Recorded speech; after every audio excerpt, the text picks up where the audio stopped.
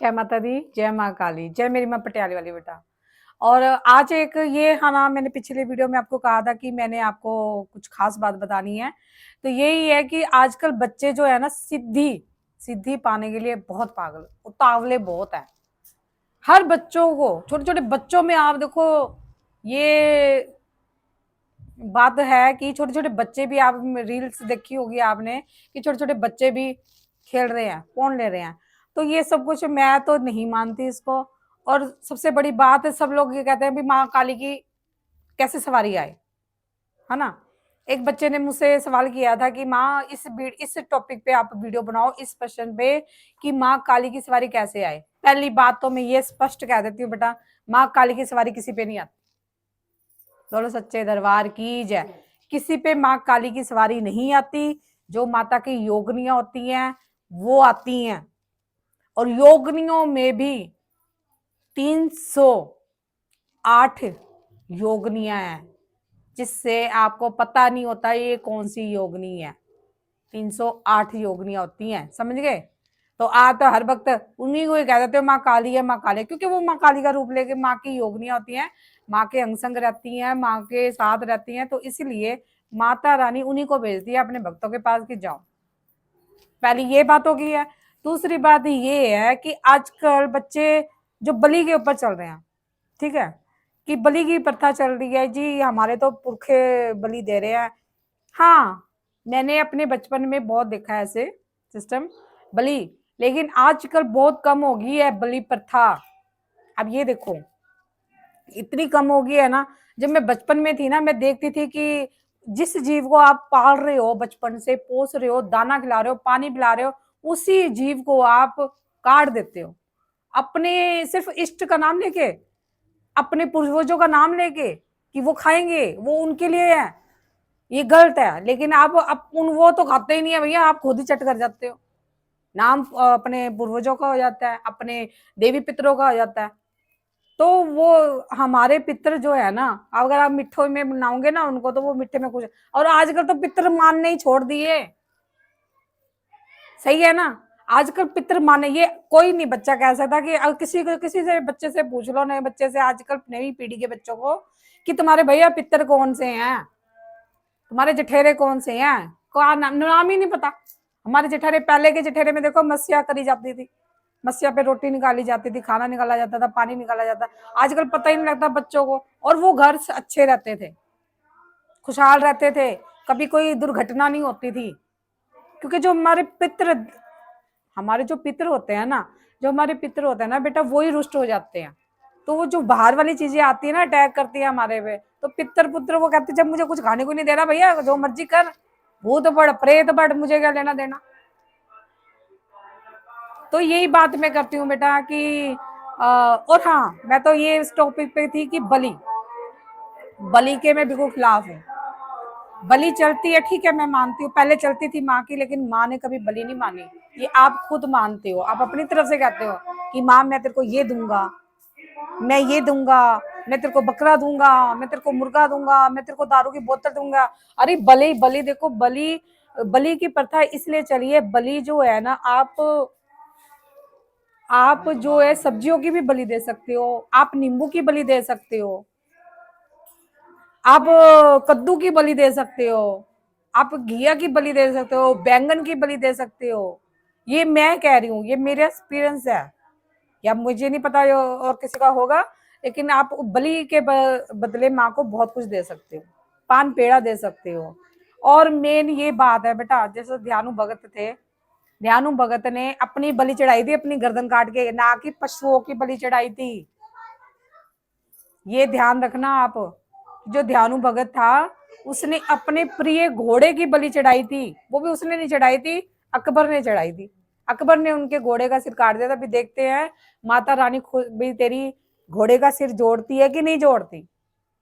ध्यानु भगत की तो कहानी सुनी होगी।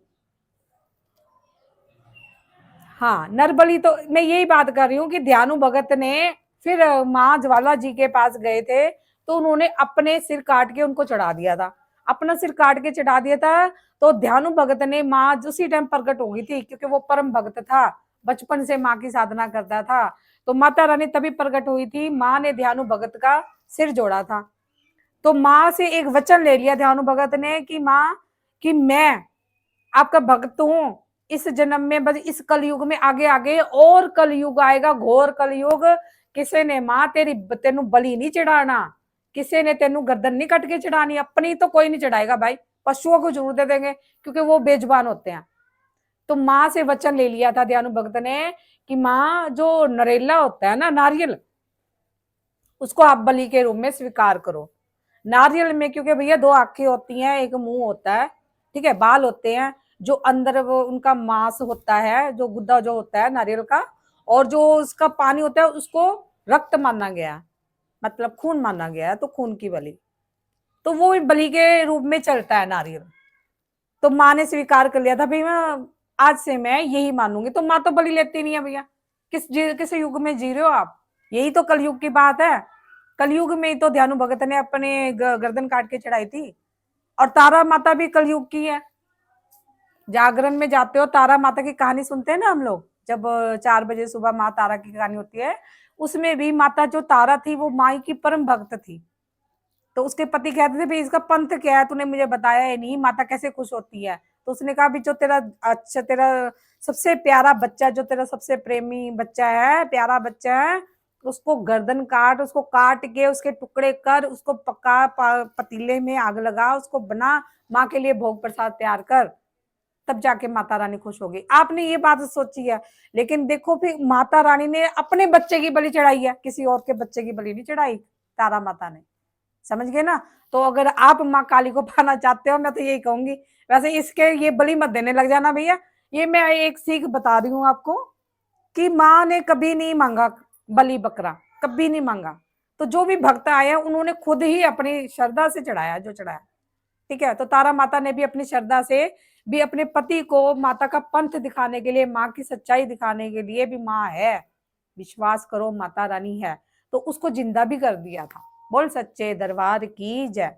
तभी करके तारा रानी अमर होगी बेटा।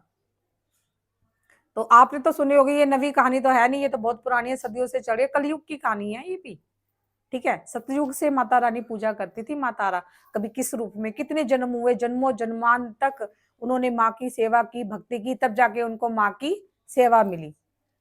तो इतनी आसानी से थोड़ा मिल जाएगी माता रानी? नींबू की माला चढ़ाने से माँ मिल जाएगी? बलि देने से माँ मिल जाएगी? नहीं मिलती, माँ नहीं आती, वो भूत प्रेत ही आते हैं, दूसरी चीजें आएंगी। तो अपने स्वार्थ के लिए आप किसी जीव को बलि मत चढ़ाओ, ना किसी मुर्गे को, ना बकरे को, उन्होंने आपका कुछ नहीं बिगाड़ा। तो माँ भी खुश नहीं होती बेटा कभी भी, भूत चिलेड़ जरूर, डाकनी शाकरी जरूर खुश होंगी, ठीक है बेटा। मेरे कहने का यही मतलब है कि माता रानी की सिद्धि इतनी आसानी से नहीं होती है। तो हम सात्विक है, तामसिक है, कोई तामसिक करता है, लेकिन तामसिक चीजें मैं इसके खिलाफ हूँ। मैं माँ को मदरा भी नहीं देती, मैं भोले भाव से माँ की पूजा करती हूँ, वैष्णो रूप में माँ को मानती हूँ। लौंग बताशे सब कुछ दो, अनार का जूस दो, अगर लाल करना है, लाल खून की बलि देनी है, तो अनार का जूस चलता है, अनार का जूस दो। अनार के दांत, दांत कहते हैं ना, माँ का एक वर्णन आता है, नाम आता है कि अनार के दांतों वाली, अनार के जैसे दांतों वाली माँ। तो माँ के, जब उन्होंने रक्त बीज का रक्त पिया था तो उनका जो मुंह था सारा लाल हो गया था, तो दांत भी लाल हो गए थे अनार के जैसे। तो अनार से माँ बहुत प्रसन्न होती है, ठीक है। और यही कहना चाहूंगी। तो बलि पे बिल्कुल भी मैं वो नहीं हूँ। तो बलि अगर भैया ना ही दो तो अच्छी बात है, माँ को ऐसी प्रसन्न करो। नींबू की बलि चलती है, नरेला चढ़ता है जी, बाकी और फल फ्रूट बहुत कुछ है माँ को चढ़ाने के लिए।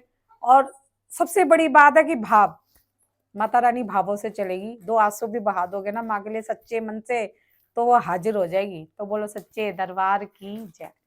जयकारा पटियाले वाली का बोल, सच्चे दरबार की जय। हर हर महादेव, हर हर महादेव, जय माता दी।